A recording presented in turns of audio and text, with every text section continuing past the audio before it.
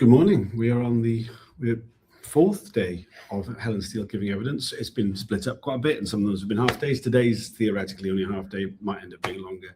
But yes, there have been a number of closed hearings as well, which we're not allowed to talk about. But Helen Steel returns to talk about Operation Muscat, which was, talk about her search for John Dines, which the police response was Operation Muscat.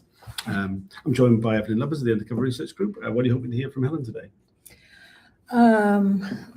Yeah, I'm also thinking about what Helen is hoping to hear today.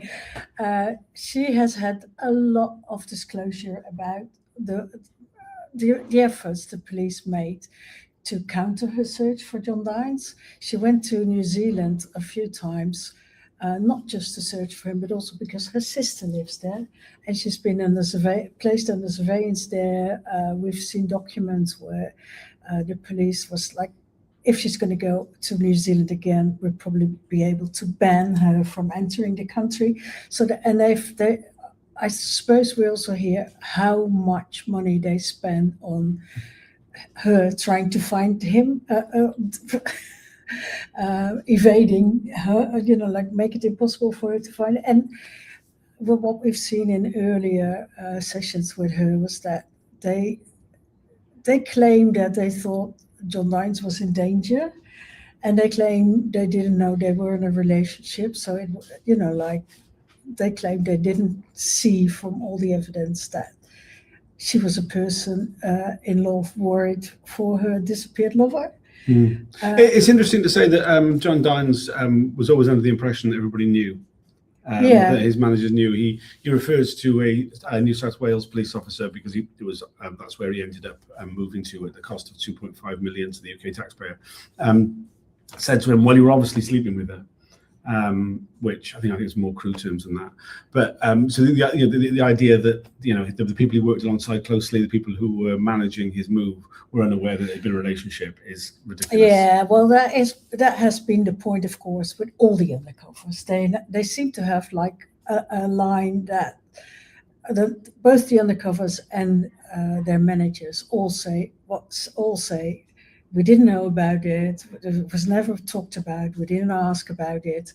Well, we also have stories like, when they had like the Christmas parties, they were bragging about it. And at the twice weekly meetings, there would be banter. It was like socializing. So it's highly unbelievable that no one knew. And specifically in Helen's case, it's just so unbelievable that they keep denying it, that they knew there was a relationship.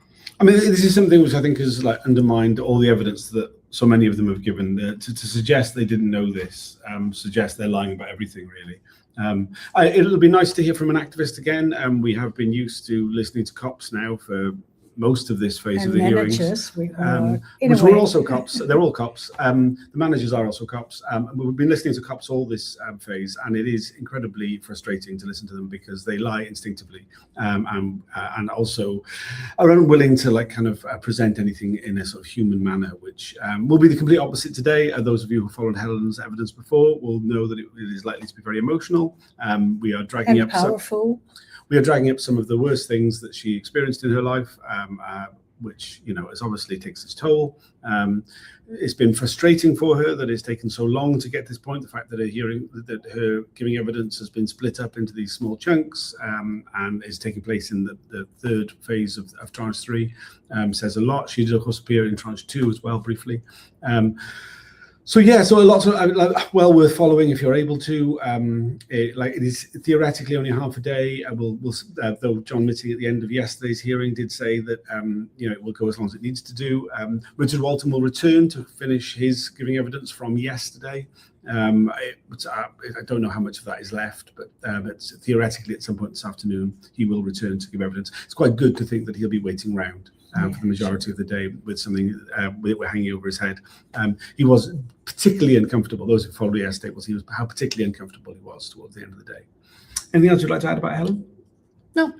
Okay, so the hearing will start at 9:30. It's another early start. It's been pretty much early starts every day this week, which means the broadcast should start at 9:45. We'll be doing videos through the breaks. The breaks will be at the normal times, in theory, after about every 90 minutes.